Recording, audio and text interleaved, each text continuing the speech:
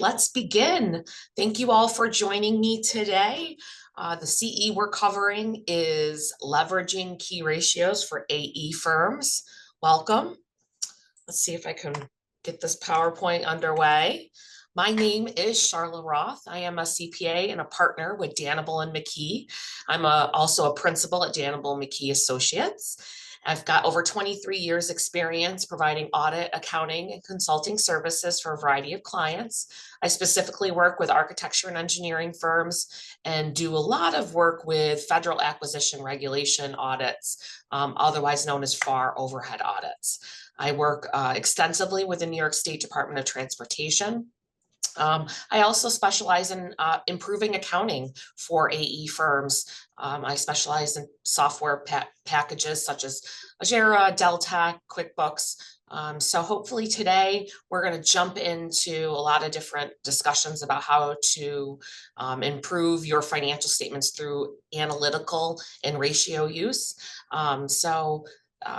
Hopefully you attended my previous webinar that discussed financial statements. And now this is the second part. If you didn't, we'll send you these PowerPoints, of course, after my presentation. I'd be remiss if I didn't talk a little bit about Danable and McKee. My marketing department would be very disappointed in me. So Danable and McKee, we are a full service CPA firm.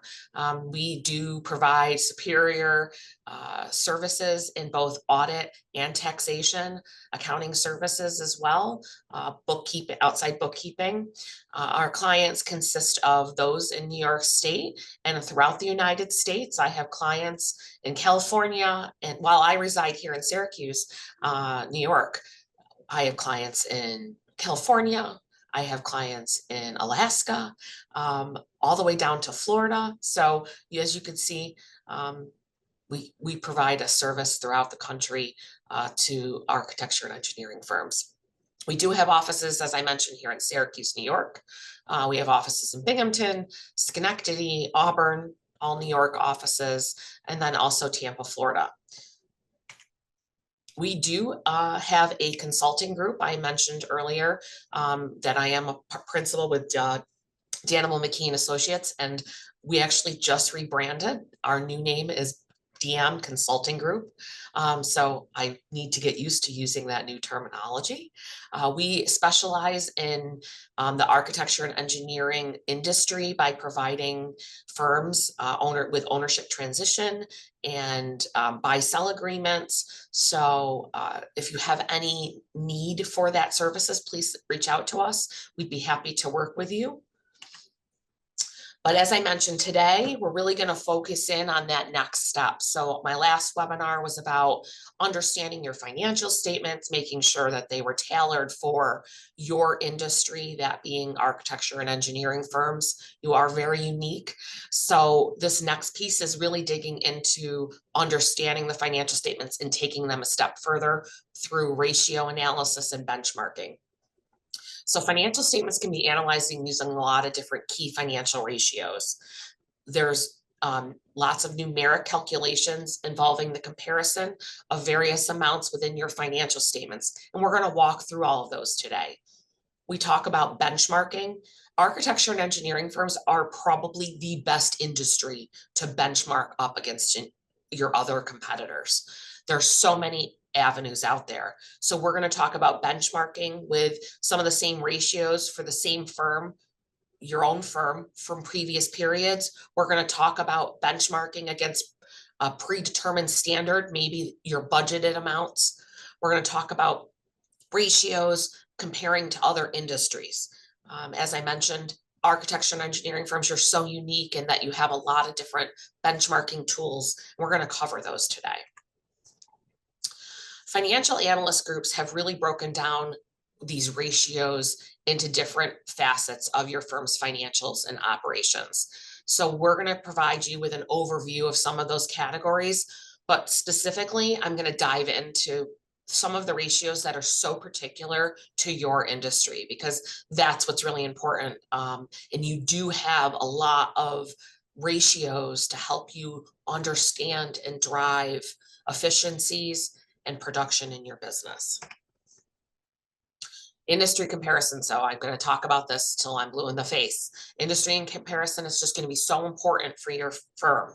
And we're going to talk about that today, about how to do that and how we compare your firm to others and how you can improve your operating efficiencies by just looking at what other people are doing and divulging into some of these ratios. So hopefully by the end of this, you're going to get a good handle on how to take those next steps with your firm if you're not already benchmarking yourself against others. So when I say that you guys as architects and engineering firms have a leg up, I mean, because you guys have so much industry data out there. Fortunately, a lot of you participate in PSMJ, the annual survey. So if you participate in this survey, which is very helpful, I encourage, if you don't participate in this, to participate, because then you get a free survey. This is something we use with all of our clients that we analyze your data with. It's the best set of data because it breaks it down by industry, by size, by the number of employees, by geographical area, the type of business. There's just so much granular data that we can help really hone in on your firm and compare you so that we're using apples to apples. Other things that you may have heard of is Risk Management Association. This is RMA industry statistics. Certainly, I think all of you've heard of ZWEG. They do a great publication as well of AE firms across the United States.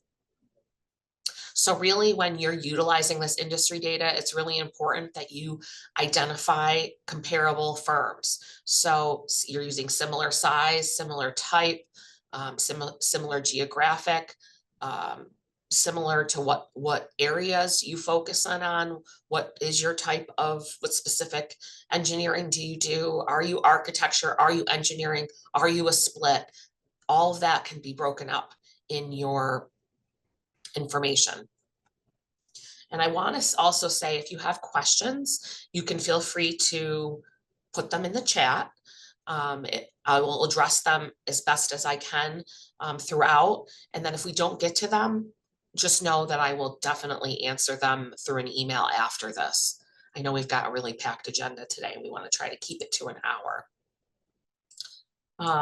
So someone asked how you participate in this survey. So if you're not already participating in PSMJ, I would reach out to them and get on their mailing list. And they're looking for more firms to participate in the survey. So if you're not participating, certainly reach out to them.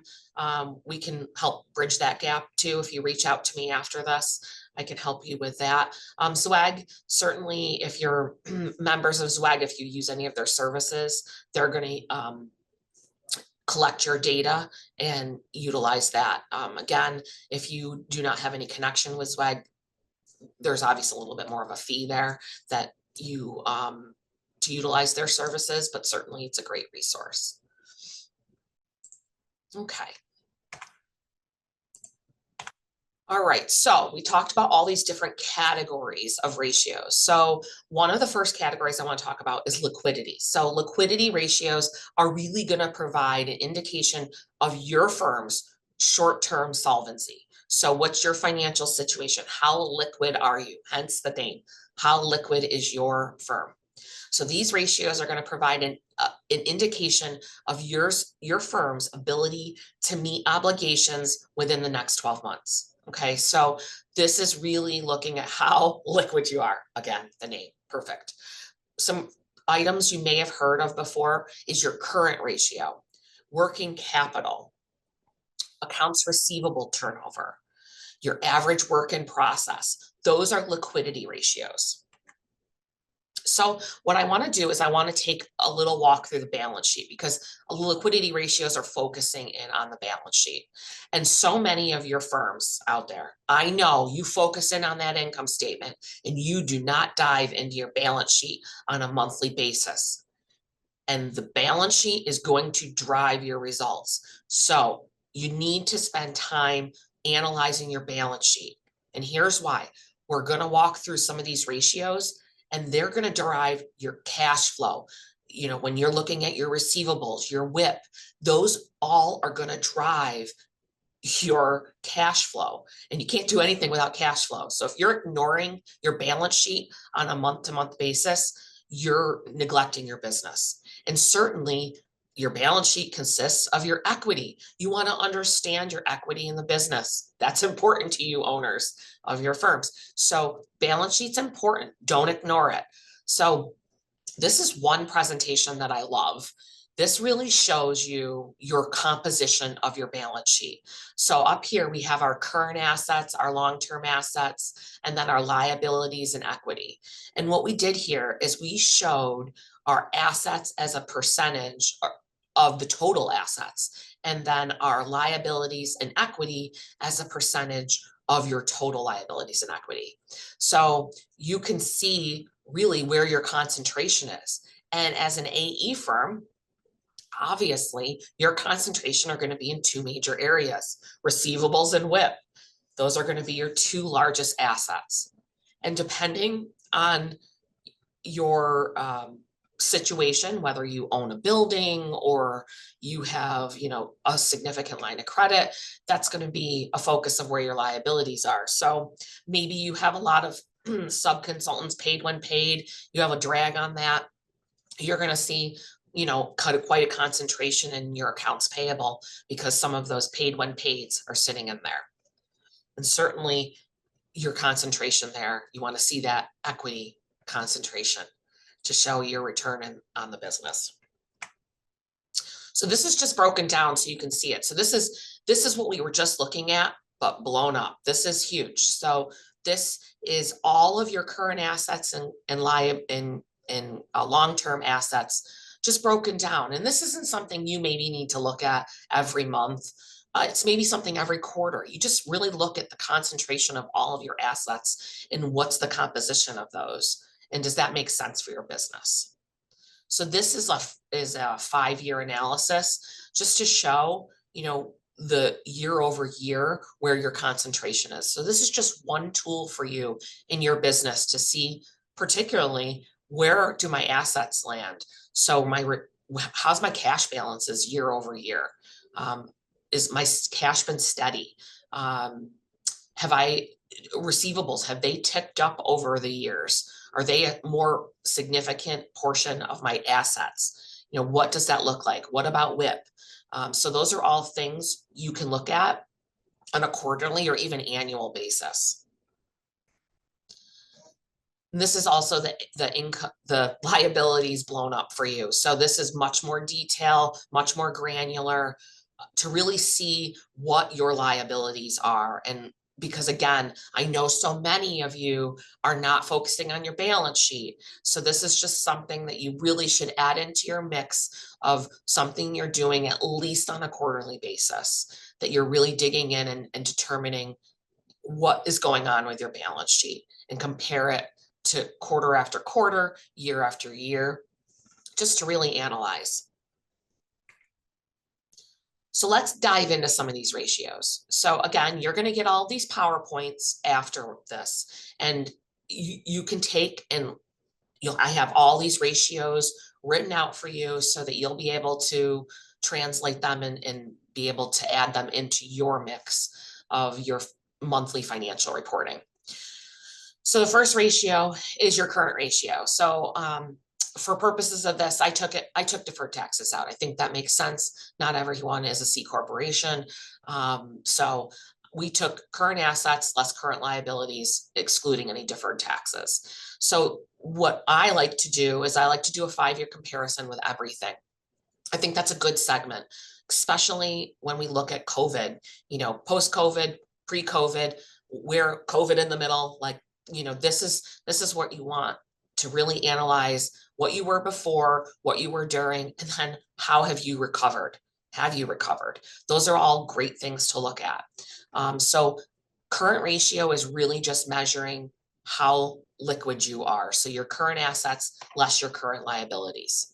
So hopefully this number is a positive number. It's over 1 because otherwise you would not be liquid at all. Your assets would equal your liabilities. You can see here, we're running about 2.31. I've compared all these ratios with the PSMJ medians I like to use the medians. You'll see some of them. I have some lower quartiles and some upper quartiles to see where you fit in.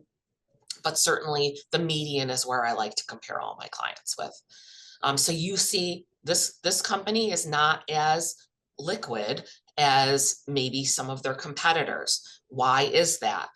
Do they have more receivables than maybe their competitors? Is it the nature of their business? Is it the nature of their clients? They extend out those receivables. And we're going to talk a little bit more about your receivable ratios a little further in. Working capital. So working capital, very similar, except this is a number. This is the actual number of what assets you have. If you were to walk away today, your assets less what you need to pay out is your working capital. So this is just a good number to really have a gut feel of what you're working with. Obviously, there's nothing to compare it to, but hopefully this number does not become negative for you. This is something that you should pay attention to and understand what your working capital is and what you need to run your business. All right, so for architecture and engineering firms, this is so important for you, understanding your average days of WIP. So obviously, as you're working and charging labor and working on jobs, you're developing this work in process. So what we need to understand is how long is that WIP sitting before you bill it? Because we all know our clients take time to pay. So the longer it sits in WIP before you get it over to the receivable side is detrimental to your cash flow. So this company, this example, it's clear that they're billing every 2 weeks. Okay, that's great. That's a process. Some of you, I see you tick up to 30, 40, 50 days. That means you're billing every month and a half. Then think about how long it takes to get paid. So really analyzing what your average day of WIP is going to be so important. Industry mediums, 18 days. So literally they are billing twice a month. So hopefully you're sitting down with your project managers twice a month and going through WIP and making sure they get their bills out. All right, so average collection period. So this is going to be so important too, because we're going to need to understand once we bill it, how long does it take to collect? So this firm, oh my goodness, they're 123 days. Can you imagine if they billed every 50 days? That's a long time in order to see any of that cash flow generated. So it's really important that you understand and look at this. So looking at in 5 years ago, it was at 170 days. Now we're at 123 days. That's great. So we've really improved. However, last year we were 113 days. So what's driving us back up? But certainly looking at the median, it's 67 days. But if you have a lot of government contracts that don't pay every 90 days, then that may be something that's unique to your business, which is even more important why you're focusing on getting your bills out to make sure that that cash is a steady stream. So this is a ratio you should be paying attention to monthly.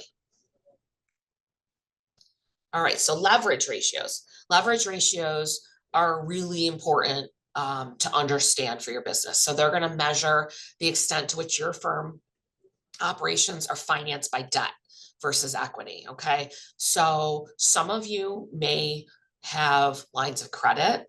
Some of you may have mortgages on a building. Some of you may not. So those are all, this may or may not be important to you, but we're going to look at some of these leverage ratios just to talk a little bit about what they should look at, and that you have this in your toolbox in case you do want to utilize some of these ratios. So debt to equity, obviously you want to minimize your total debt to equity. Okay, you don't want to have more debt than equity. If you look here, They do. So why is that? What is the reason for a significant amount of debt? Do we have like shareholder payouts that is recorded in here? Do we have, again, a mortgage on a building? Not every architecture and engineering firm owns their own building. So if you're looking over at our median, it's very clear to me that they probably don't. So a lot of firms, when you're looking at these debt to equity ratios in comparison to PSMJ, most of them rent. They lease their facility. So you're not going to expect that they're going to have a mortgage. So your debt to equity ratio might be different than what the industry. Again, you can't look at these ratios in a silo when you're comparing yourself to other industries. You have to understand your own business and what makes sense for you. Bank debt to equity ratio. So this is not payables. This is just your bank debt. So understanding, if you have a line of credit, the mortgage, that all gets calculated in here as a comparison to your total bank debt to equity. All right, operating ratios. So operating ratios are really going to measure your firm's ability to utilize resources to generate revenue and net income. So this is like resources such as your labor. Obviously, with architecture and engineering firms, labor force is your biggest base. These operating ratios are going to measure your firm's ability to control your costs. Okay, so this is going to be the most important function that you're utilizing as part of a ratio analysis. Some common operating ratios are net income ratios, labor ratios, overhead ratios, staffing ratios. As an architecture and engineering firm, there are so many things to evaluate your business on. I picked maybe the top 10 that I think are something that you can utilize in your business to help determine if you're operating effectively and to benchmark yourself off of not only your budget, but benchmark off industries. So if you sat through my last webinar, I harped on the look and presentation of your income statement. So an AE income statement is so much more different than any other manufacturer. So I think what you need to focus on is ensuring that your statement is in line with other AE firms, because if you're not comparing the same items and categorizing labor the same manner as other firms, your ratios aren't going to be comparable. They're not going to work. So I just want to take a quick step through what an AE formatted statement is in case you didn't attend that webinar. And again, I'm going to send a follow-up after this to give you both of my PowerPoints so that you can see them. And then if you have questions, you can feel free to reach out to me. So your AE statement should start off with a gross revenue. So this is your gross revenue, and you've got to subtract out your reimbursable expenses to get to that net revenue. Net revenue is going to be the key number that you are using in all of your ratios. You're not focusing on that gross revenue number. That's going to be key. The next key is this direct labor piece. If you're not correctly recording direct labor and indirect labor for your firm and properly segmenting that, these ratios are going to be no use to you. Okay, so it's so important that you understand what is being charged as direct labor and what is being charged as indirect labor and overhead. Okay, so you'll see there's two components here. You've got your direct labor up above, coming down to that gross margin, contribution margin, whatever you want to call it. And then below that is all of your indirect expenses. Now, some nice thing with AE firms, a lot of us, we break out some of those discretionary items. So maybe our firm has had a lot of bonuses. We had a very good year. Those are what I consider discretionary items, any profit sharing contributions. So those are things we put to the bottom of our income statement so that we can break them out. It's really important because a lot of these ratios you'll see, before discretionary items, before bonuses. So that's important because you want to make sure you're including apples to apples when you're comparing to your competitors. And certainly every firm's bonus structure is different. And so that's why you want to make sure that that's segmented out so that you're comparing everything equally. So again, key components, net revenue, make sure that that's reflected in your statement. Direct labor and indirect labor. Those are really important numbers that you've segmented that potentially in your financial statements, labor's all lumped into one under wages. That's not going to work. Direct labor is a big component in analyzing an AE financial statement, and we're going to jump into that.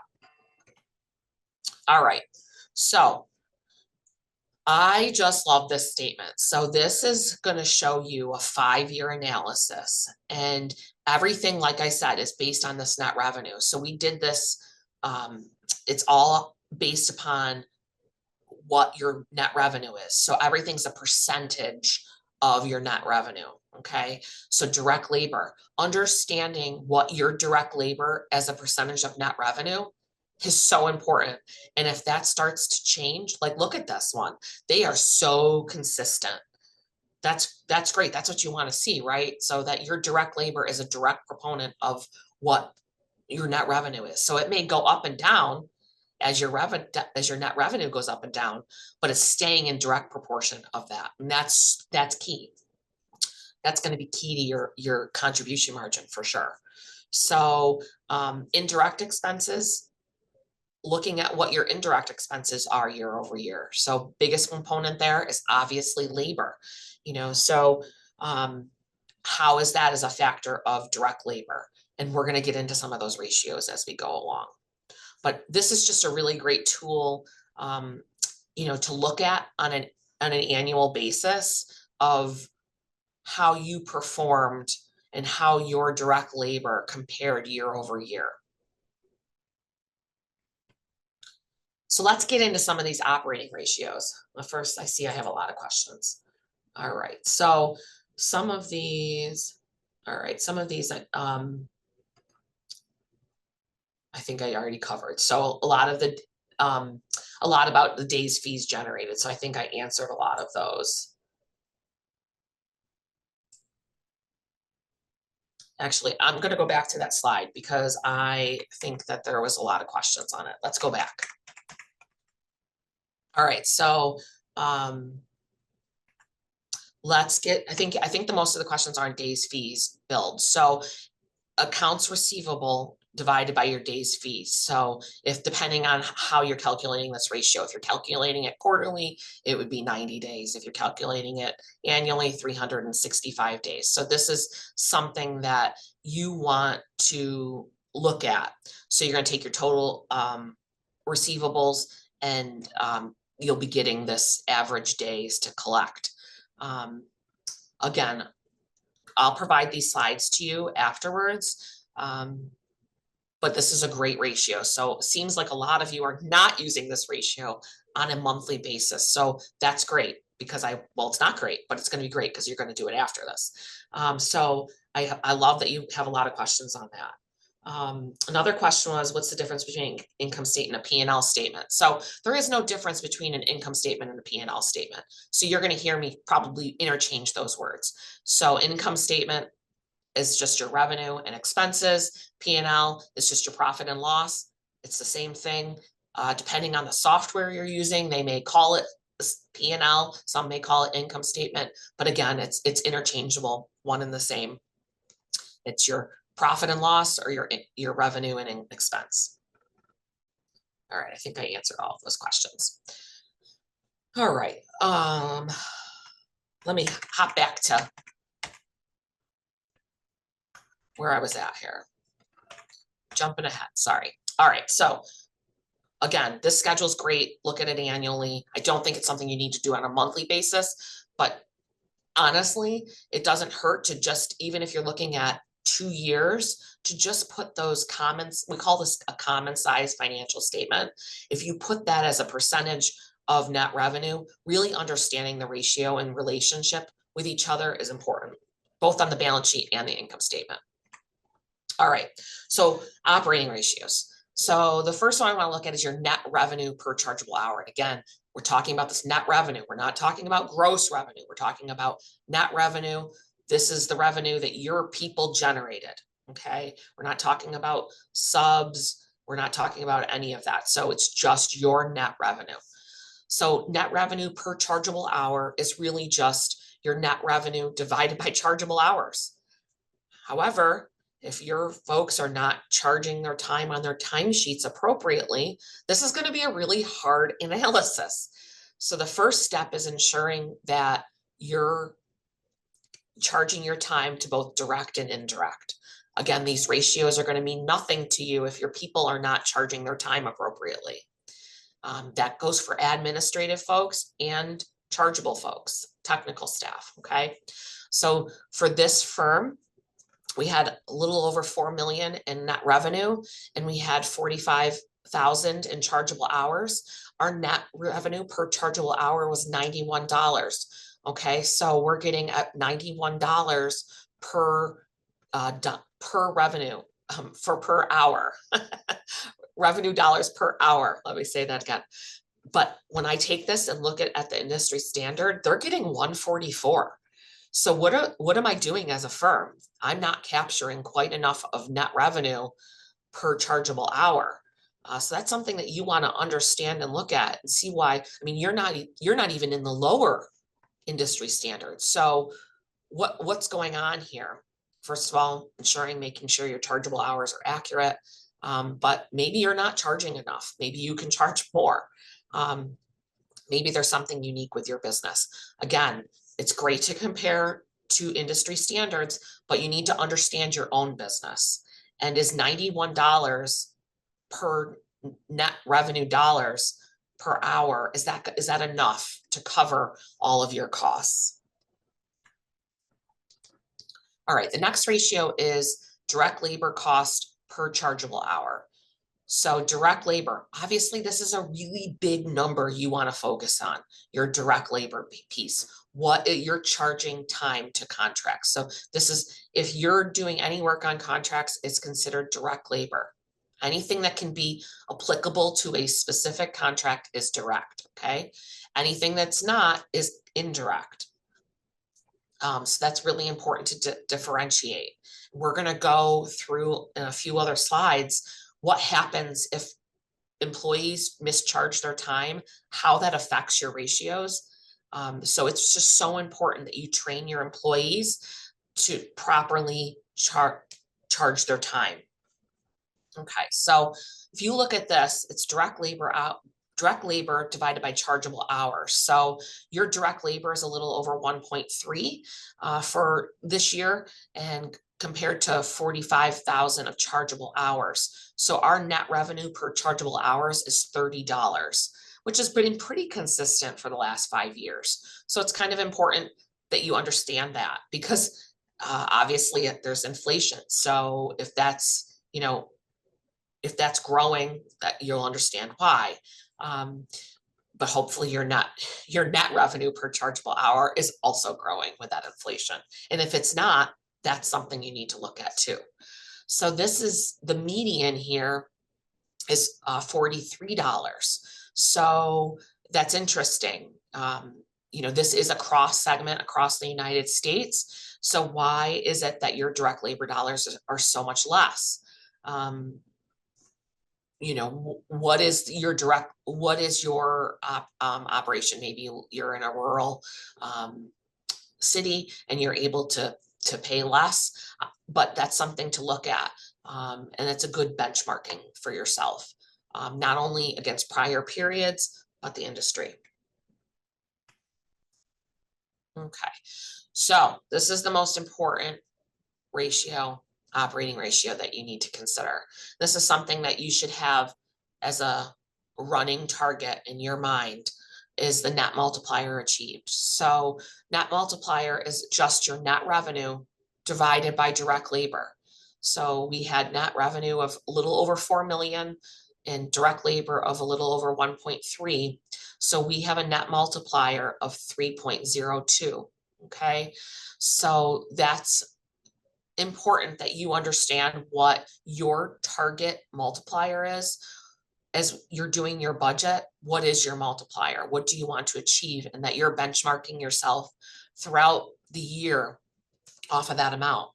But you want to also be cognizant of what are your peers doing. So in the lower quartile, you're a little bit above. However, the median and upper is quite significantly higher. Now you got to look and see, obviously architecture multipliers are much higher than, say, engineering. So I think you need to look at your composition, your firm, again, making sure you're comparing yourself to good industry standards. But this net multiplier achieved is probably the most important ratio that you are going to look at and benchmark off of.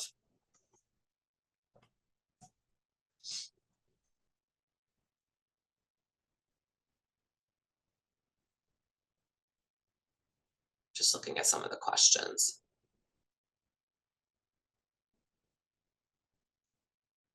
Yes, so someone asked a question about the PSMJ survey. So is there a way to compare your firms compared to other firms in your region? Yes, PSMJ does a really great job of breaking it down geographically. So there's the ability to really just look at East Coast, West Coast. And even down to size, they get really granular. So yes, there is. Should we be using billing rates or labor rates for days fees generated?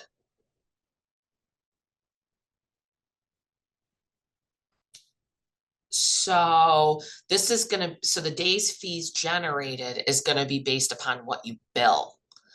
I hope I understood that question right. All right, back into this. So this is my second favorite ratio, the net payroll multiplier. So your payroll multiplier is really going to look at your net revenue over your total labor. So this is both direct and indirect labor.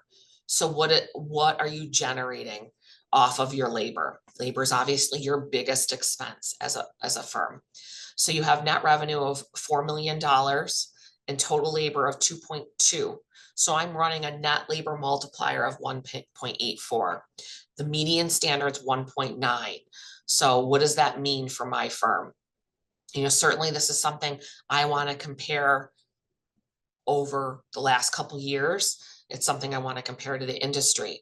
This is something really important to understand how much labor per net revenue generated, and make sure that you're carrying this forward and understanding your labor function.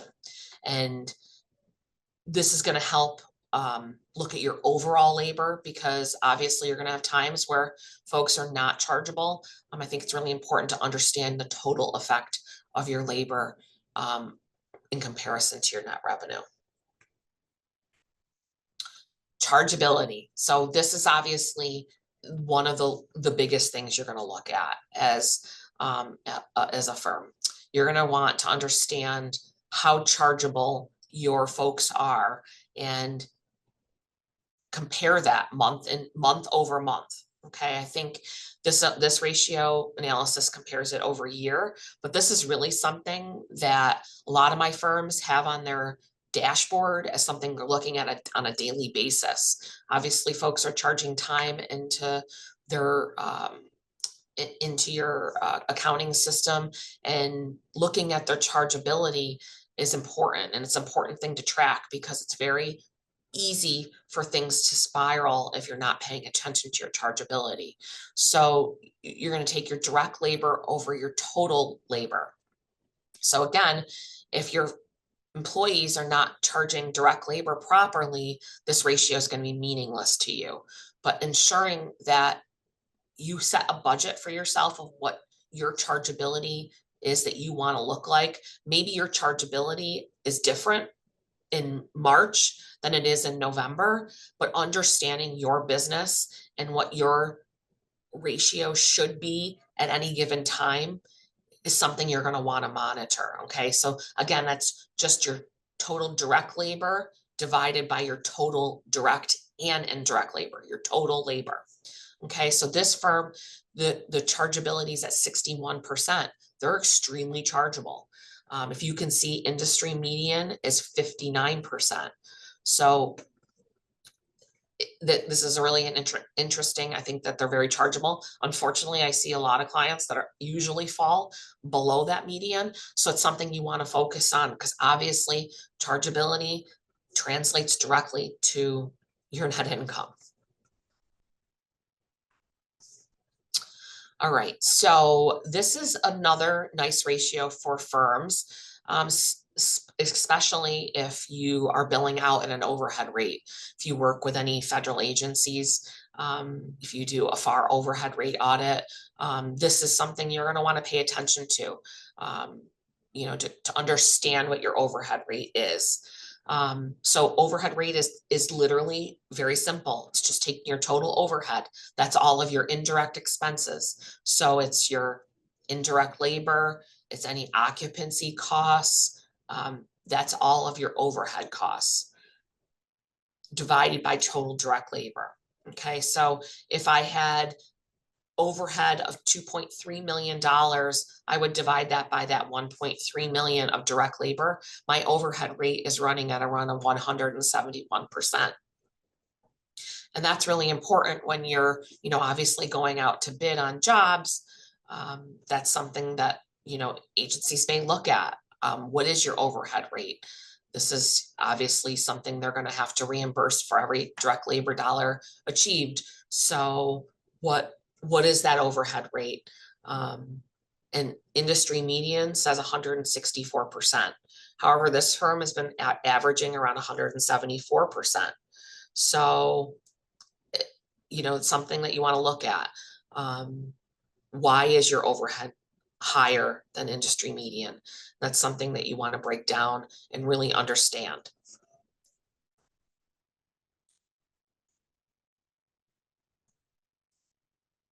Okay. All right. So the next ratio I want to talk about is your net income before discretionary items. This is obviously really important for you to understand, because you want to have some sort of generated net income for the year and understand what that is so that we can pay ourselves. So the net income before discretionary items divided by your net revenue. So this is something, a target that you want to set at the beginning of the year and kind of monitor that as you're going through the year to see where you're at. And again, this is all before discretionary items such as bonuses, profit sharing, so that you're looking at what is your net income before you do all those additional payouts. For this firm, they've had some considerable growth in their net income before to net revenue. They're at 11%. However, industry median is 18%. So why are they underperforming? Again, go back to that overhead rate. Do they have a lot of overhead? Are they carrying excess overhead? Are they carrying excess people, excess administrative staff? Those are things that you can look at. And when you're looking at this net income to net revenue ratio, this is really a good determinant against the industry, and what you want to benchmark against.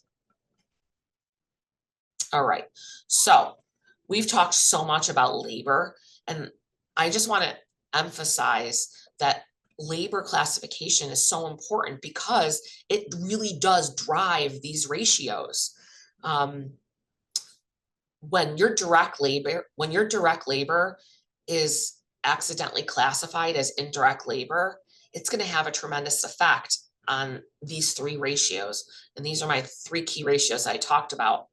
Your chargeability ratio. So if you have direct labor that is actually classified as indirect labor because they didn't charge their time to a project, your chargeability ratio is obviously going to go down. Okay. Your net multiplier, it's going to go up. Your overhead rate, it's going to go up. If they're categorizing more labor and indirect, that's going to have the effect. So again, making sure your people are charging time appropriately is one of the most important things I hope you take out of today. That's going to be key to really being able to determine whether these ratios are accurate.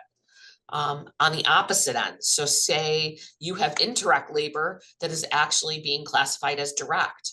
Now, this is going to be a problem with your overhead rate. So your overhead rate's going to drop. So if your people, if you bill out an overhead rate, you're going to be understating your overhead rate because people charge their time to direct when it should have been indirect.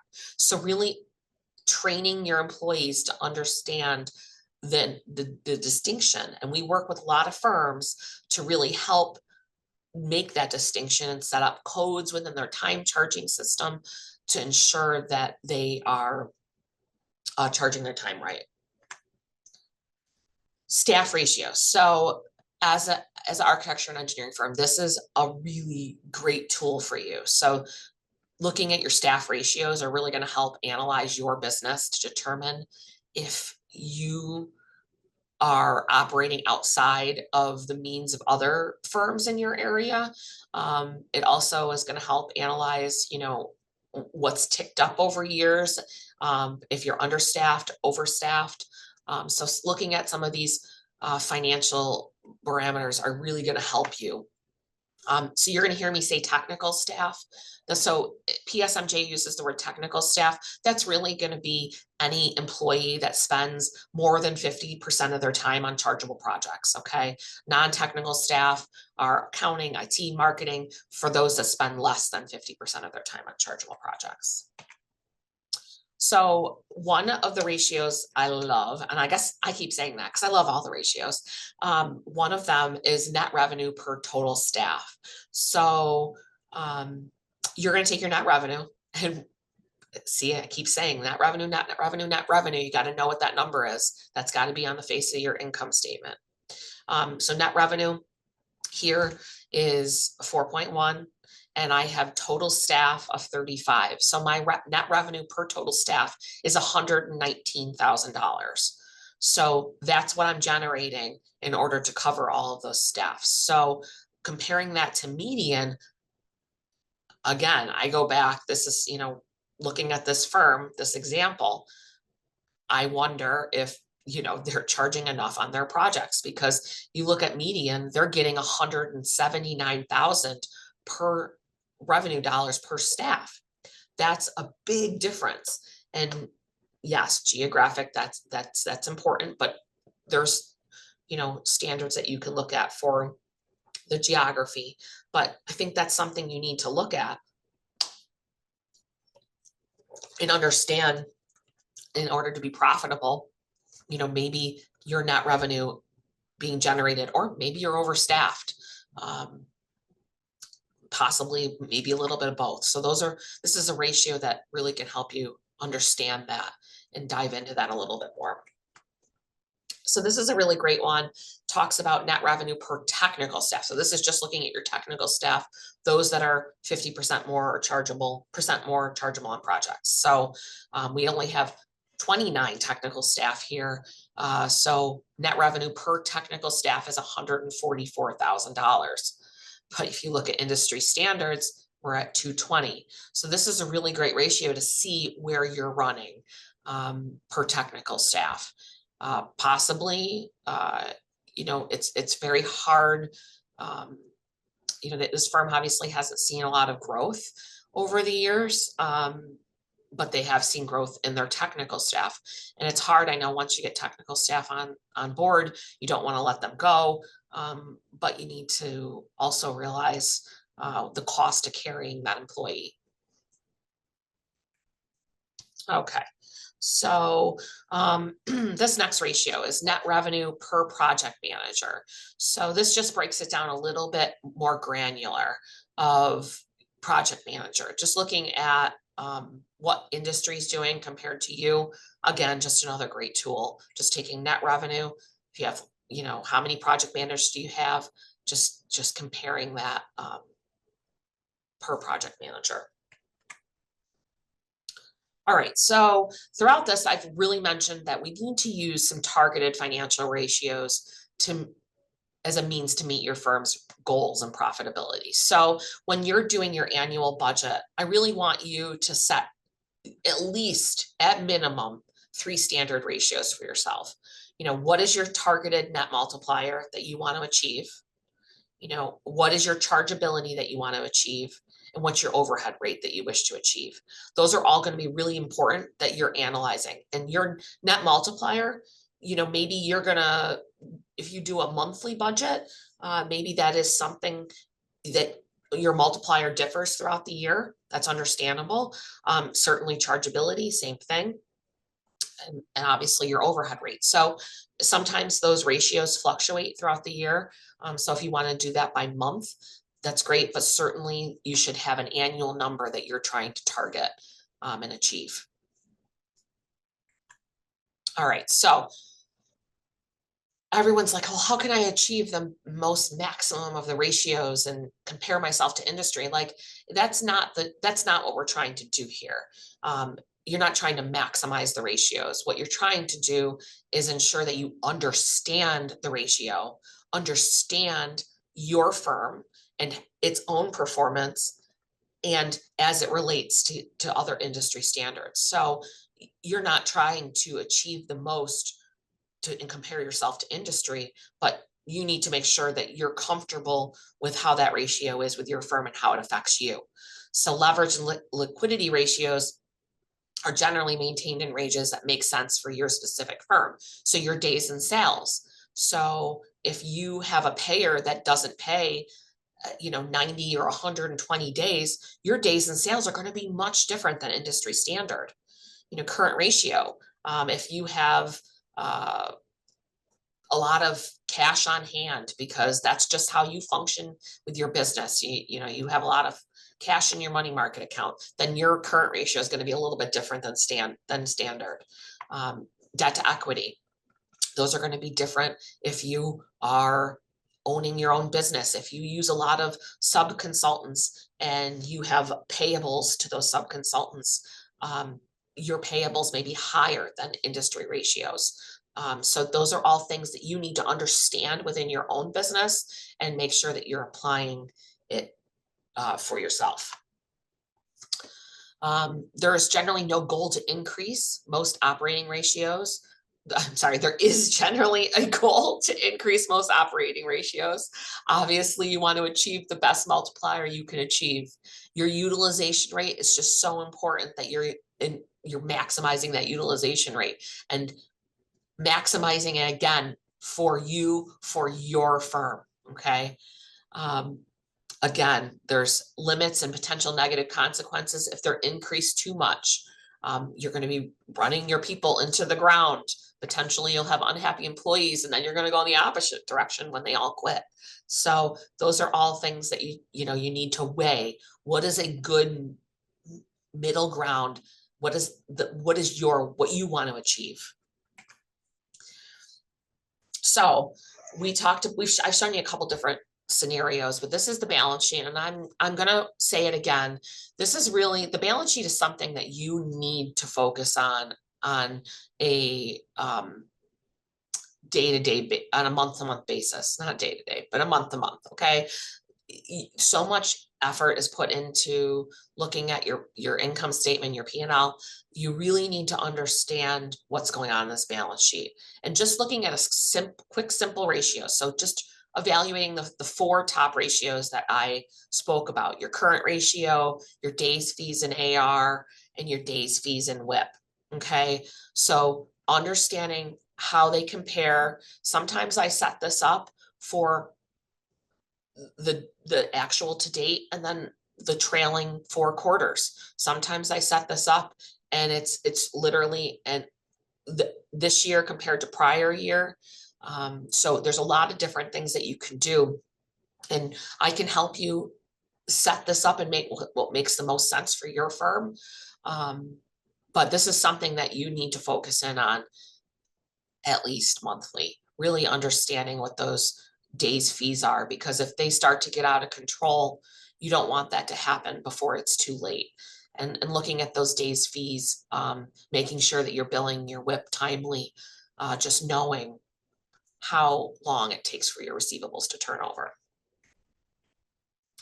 So your income statement, so I just love this analysis. So we have a couple different presentations here. So I have a year end compared to year end, but then I also put like our quarter end.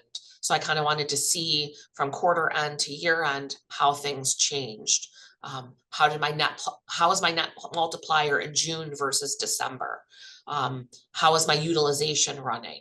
So I can see by this, my utilization, I can see it at year end compared to last year's end, but I can also look at it at 6 months ago. So really looking at those trailing months and trailing years is important. And this is something that you can set up very easily. Again, you'll get this PowerPoint that you can take a look at this and dive into it a little bit more. But again, making sure that your financial statements are presented with that net revenue sticking out. You're not looking at gross revenues, that your direct labor and your indirect labor is a component that you can pull out to analyze some of these ratios. So I take it one step further. I'll take my company and sample architects, and I'll take all the ratios and put them together, and then I'll put the industry ratios right next to it, and then I'll say, oh, well, I want to look at it compared to the AE industry. I'm going to look at it from the architectural standpoint, and I'm also going to look at it from the 21 to 50 employee standpoint. So these are all really nice to look at a snapshot, and I do this with a lot of my clients, that we look at the snapshot really so you can see how you compare to the industry, but you're looking at it not only from an engineering side, but an architectural side, and also from a small industry firm side. So just again, those 4 key balance sheet ratios and my 4 income state ratios, this is a great first step for you guys if you're not currently utilizing some ratio function in your monthly financial statements. But net multiplier, net payroll multiplier, utilization, and overhead rate. All right, so we are almost out of time. I have quite a few more questions, so I'm gonna export these questions and I'm gonna get back to all of you in an email. So don't worry, I will get back to you so we can have some sort of dialogue after through email. But what I want you to take from today is, when you get this PowerPoint, I want you to take some of these, we had 4 balance sheet and four key income statement ratios. If you're not currently utilizing those in your month to month, I want you to make sure that that's something you focus in on. It's really important that you get your financial analysis and you're getting proper reports from your controller. If you are the controller, the CFO, that you're giving the proper reports and the analysis that people can look at. It's important that if you are the controller or CFO, that you're teaching some of these non-financial people how to understand and interpret these ratios. Okay, we do a lot of in-house training with project managers to help them understand what these mean and what their financial statements mean. So if it's not something you are comfortable doing, certainly we can come in and help you work with your teams to really dive into understanding financial statements, because if they understand it, they then will buy in on filling out their timesheets properly. They'll buy in, they'll understand on getting their bills done in time. If they really get that cash flow piece, they're going to make sure that their bills are done on time and done properly. Okay. So it's great that we have all these ratios and this financial statement analysis, but the most important part is that we're documenting it. So making sure that whatever analysis you do, and if you say this is up because of XYZ, that you're documenting that somehow, whether it's inside a Word document or it's an attachment to the analysis. It's important that you track that. Don't do the analysis and then you're on to another next month end and it's all forgotten. It's something that you can build on month to month. So in conclusion, thank you everybody for coming today. We had a really big party. Thank you. I'm going to get this out to you so that you can really see some of this granular detail. I will get back to the questions, but really just take a step back and really think about what is your overall knowledge of your financial statements and what are you utilizing for your ratio analysis on a monthly, annual basis? And is there improvements that you can make? Does your team have the skill set to help make those changes? If you feel that you need some consultation, there's a, reach out to us because we will help. This is something we specialize in. We love doing this. We want to make sure your business has the tools to succeed. So reach out to me with any questions you have. That was a very quick hour. Wow. But I could talk about ratios for days. So thank you all for participating. Hopefully you saw both part series. I am going to follow up if you missed my financial analysis webinar. I'm going to send that to you as well. So again, thank you so much for participating today, and look forward to speaking with you. Thanks.